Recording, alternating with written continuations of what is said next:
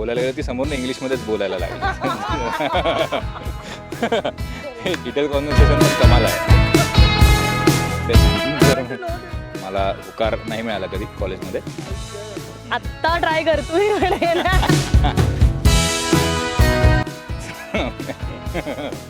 मी तिला म्हटलं हाय, मग ती काहीतरी इंग्लिशमध्ये बोल. त्याच्यावर पुन्हा ते असते आणि मी गॉगल बिगल घालो ना एकदम म्हणजे छपरी. मित्र जे चढवतात ना त्याच्यामुळे अशा गोष्टी होतात. बस नाही, ती पण हो म्हणणार डेफिनेटली, ती पण बघते. मी खरंच त्याच्यानंतर माझं इंग्लिश सुधारवण्याचा प्रयत्न केला. सो मन धागा धागामध्ये देखील व्हॅलेंटाईन स्पेशल काहीतरी घडणार आहे. सो रेश्मा, काय स्पेशल, काय गिफ्ट आणलंय? मी सार्थकसाठी सांगू सार्थकसाठी मी इम्पोर्टेड वॉच घेऊन येते. त्याची किंमत 2 लाख रुपये आणि मला असं वाटतं की त्याला ते आवडेल, कारण त्याची किंमत म्हणजे बघूनच, आणि ते खूप सुंदर असं वॉच मी घेऊन येते. पण आता बघूया सार्थक ते एक्सेप्ट करतो की नाही, किंवा काय त्याला वाटतं ते वॉच बघितल्यावर. ते गिफ्टबद्दल बोलतोय आणि तो तिकडे दुसऱ्या मुलीला हाय हॅलो करतोय. ही कंडिशन सध्या सार्थकची. अक्कू आहे माझी बहीण. अक्कू ती पण बहीण आहे माझी. मग लगेच त्याने दूध का दूध और पाणी का पाणी. मी खोटा नाही बोलत कधी, कधीच नाही. कसे बा माझा लाडका भाऊ. तर भावाला भेटली, बघितलं. मग जास्त प्रेम आहे. सी माझं असंच आहे की कोणीच प्रेम नाही करत माझ्यावर. तुम्ही सुद्धा नाही करत तुम्ही प्रेम. सो आता काय करणार, ठीक आहे, सत्य. तुला विचारेन सार्थकने अभिषेक म्हणून की असे किती जणांचे मनं दुखावली आहेत कॉलेजच्या लाईफमध्ये? कॉलेजच्या लाईफमध्ये माझं मन दुखावलेलं आहे खूप वेळा. मी काय कोणाचं मन बिन दुखावलेलं नाही काय. हां खरंच, एक तर मी मुलांच्या शाळेत होतो, त्यामुळे अगदीच वाईट परिस्थिती होती. आणि कॉलेजमध्ये पण मला नाही मुलींनी कधी भाव दिलेला, त्याच्यामुळे असं काही मी कोणाचं मन बिन नाही दुखावलेलं. आता बोललास ना की माझंच मन दुखावलं गेला. मग आता काय कॉलेजमध्ये म्हणजे कारण आमचा ग्रुप पण मोस्टली मुलांचाच होता सगळा, त्यामुळे आम्ही प्रयत्न खूप केले, पण काही साध्य नाही त्याच्यामुळे. जी कधी आयुष्यात लव्ह स्टोरी रंगली आहे, कारण तुझ्या लव्ह स्टोरीमध्ये कोण होते विलन? असे विलन होते का तुझ्या आयुष्यात? कशा पद्धतीने की सेटिंग लावणारे सगळे फ्रेंड्स होते? नाही मित्र तर म्हणजे खरं सांगायचं तर मदतीपेक्षा त्रास देणारे जास्त आहेत मित्र. हो, म्हणजे आधी एखादं काहीतरी झालं की त्याच्यावरनं ती ज्याला रिक्षा फिरवणं म्हणतात सगळीकडे, एक काहीतरी चूक केली तुम्ही की त्याचं वर्षभर त्याच्यावरनं तुमची मजा घेणं, त्रास देणं, असे मित्र आहेत माझे. अत्यंत नालायक हा त्यातल्या त्यात संसदीय शब्द मी त्यांच्यासाठी वापरू शकतो, बाकी तुम्ही समजून जा. असे मित्र आहेत. तुझी लव्ह स्टोरी जाणून घ्यायची आहे आम्हाला. कसं, कोणी, कधी प्रपोज केलं, काय केलं? तू केलंयस का कुठल्या मुलीला प्रपोज, आणि किती मुलींना केलं, आणि कशा पद्धतीने? नाही, मी पुन्हा म्हटलं तसं मी मुलांच्या शाळेत होतो. हो, पण मुली जसं काय कधी काही भेटल्याच नाही तुला? म्हणजे ह्याची पृथ्वीवर सगळ्या मुलंच होती का?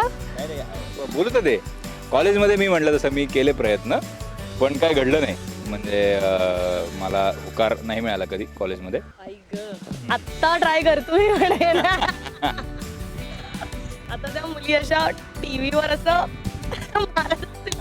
नाही बोलले मी याला. नाही, पण एक किस्सा आहे माझा कॉलेजमधला.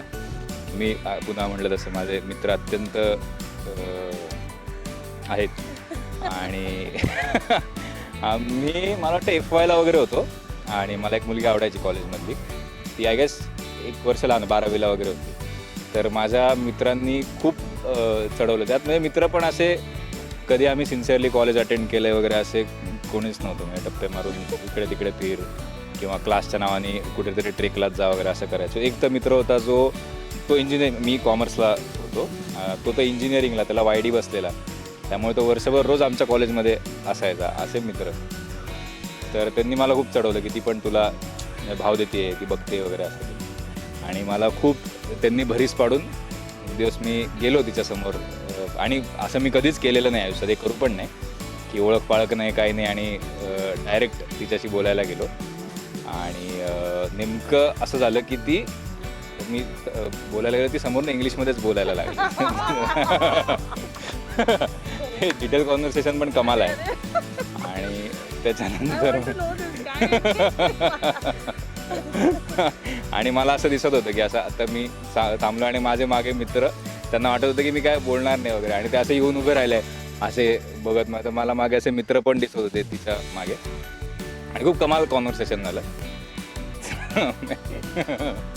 मी तिला म्हटलं हाय, मग ती काहीतरी इंग्लिशमध्ये बोलली. मग मी डायरेक्ट तिला म्हटलं काय कॅन वी बी फ्रेंड्स, असं खरं तर चांगलं इंग्लिश आहे जे मी नंतर शिकलो. कॅन वी फ्रेंड्स असं मी तिला विचारलं. त्याच्यावरती आणि तिच्या मैत्रिणी हसल्या. मग मी पण हसलो. ती म्हणली की but I don't know you. त्याच्यावर मी असं उत्तर दिलं I also don't know you but I like you. त्याच्यावर पुन्हा ते हसले आणि मी गॉगल बिगल घालो ना एकदम छपरी. आणि असं असं कृपा करून कोणी करू नये, फार वाईट आहे, चुकीचं आहे. आणि मग ती पुन्हा काहीतरी इंग्लिशमध्ये बोलली की माझा पेपर आहे आणि मी चालले आपण नंतर बोलू वगैरे. तिने असं हे केलं की पेपर आहे तर मी झालं नाही, असं काही असं माहीत नाही, आता काहीतरी बोलली इंग्लिश. तर त्याच्यावर मीच तिला थँक्यू नाही, मीच तिला ऑल द बेस्ट आणि मीच थँक्यू म्हणालो. त्याच्यावर मग ती गेली आणि माझे मित्र होते ऑब्व्हियसली, त्यांनी खूप माझी त्याच्यावरनं उडवली आणि साधारण 1 वर्ष ते माझी त्याच्यावरनं उडवत होते. असा एक किस्सा आहे माझा कॉलेजचा. असो, त्याच्यानंतर कधीच कुठल्या मुली स्पीकिंग क्लासेसमध्ये सरळ ॲडमिशन. मी खरंच त्याच्यानंतर माझं इंग्लिश सुधारवण्याचा प्रयत्न केला. म्हटलं ॲटलिस्ट ही तरी लाज नाही निघाली पाहिजे याच्यावर. गेल्यास त्याला खूप मोठी गोष्ट आहे ती जाण. पण असं नाही करू ओळख पाळख नसताना. आय डोंट थिंक असं कोणीच करणार नाही, पण ठीक. किस्सा झाला नसताना पडतो असं केलं नसतं तर. पण माहिती तुला तिचं लुक वगैरे आवडलाच. हां काय मी तुला खरंच सांगतो म्हणजे क्रश एक वेगळी गोष्ट आहे, पण मित्र जे चढवतात ना त्याच्यामुळे अशा गोष्टी होतात. बस नाही, ती पण हो म्हणणार डेफिनेटली, ती पण बघते. आजही तुझ्या अवतीभोव हो, माझे म्हणजे काही तर माझ्या बालवाडीपासूनचे मित्र आहेत. एक आमचा 5-6 जणांचाच ग्रुप आहे जो कॉलेजपासून आत्तापर्यंत तेच आहेत. आणि मी नाशिकला गेलो मी तेवढ्याच लोकांना भेटतो. तो अजूनही तोच ग्रुप आहे आणि अजूनही कधी कधी माझी त्या इन्सिडेंटवर आम्ही मी पण ऑब्व्हियसली प्रत्येकाचेच आहेत किस्से, माझे एकट्याचे नाही आहेत. हां, तुझ्या लाईफमध्ये काय ना काय किस्से असतात. तू कधी असं कोणाचं कॉलेजच्या लाईफमध्ये असं कोणाचं मन दुखवलंय? हो, मी खरंच खूप लोकांची मनं दुखावली आहेत, मी खरं सांगते. आणि म्हणजे काय सांगू, कॉलेजमध्ये मी एवढी असं गुड लुकिंग वगैरे किंवा असं म्हणजे जशी मी आता दिसते हे सगळं स्टायलिंग टीममुळे, पण असं काही नव्हतं. पण मी फेमस होते कॉलेजमध्ये कारण आम्ही नाटकाचा आमचा ग्रुप होता. तर एकदम वियर्ड किस्सा मी सांगते की माझ्या समोर कधीच कोणी येऊन मला बोललं नाही की that I like you. Weird किस्सा असा आहे की माझं जे कॉलेज होतं, मी भवन्स कॉलेज अंधेरीमध्ये होते, आणि त्या कॉलेजवर इंस्टाग्रामवर एक पेज होतं भवन्स कन्फेशन नाव, आणि त्या पेजवर कन्फेशन्स असायचे की मलाही आवडते असे सगळे कन्फेशन्स मी बघितले आहेत माझ्या बाबतीत. आणि मग मी म्हणायचे की मला सापडू दे, फक्त मी याला सांगेन. मारायला पैसे नव्हते, इंटरनेट. तर दॅट्स हाव आय. आणि मग इंस्टाग्रामला मेसेजेस वगैरे त्या पद्धतीने मी रिजेक्ट केलं आहे. पण इतकी लकी नव्हते मी. अजून एक, तुम्ही दोघं खूप मोठा ड्रामा घेऊन येणार आहात, पण व्हॅलेंटाईन वीक चालू आहे त्यामुळे कुठलं गाणं दोघांना सुचतंय रोमॅन्टिक?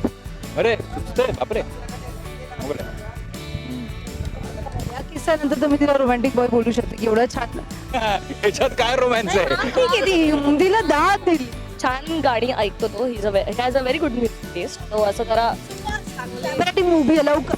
हो, नाही मी आता एक परवा गाणं ऐकत होतं, मला वाटतं नुसरत साहेबांचं कॉम्पोजिशन आहे आणि उदित नारायणने गायले. मेरी सांसों में बसा है तेरा एक नाम. अरे मी ती गाईल. गाणं म्हणजे काय, प्रत्येक बाथरूम सिंगर प्रत्येक जण असतो की, कोण म्हणतो ताल? प्रयत्न करतो. मेरी सांसों में बसा है तेरा ही एक नाम, तेरी याद हम सफर सुबह शाम, तेरी याद हम सफर सुबह शाम. क्या बात आहे, थँक्यू सो मच.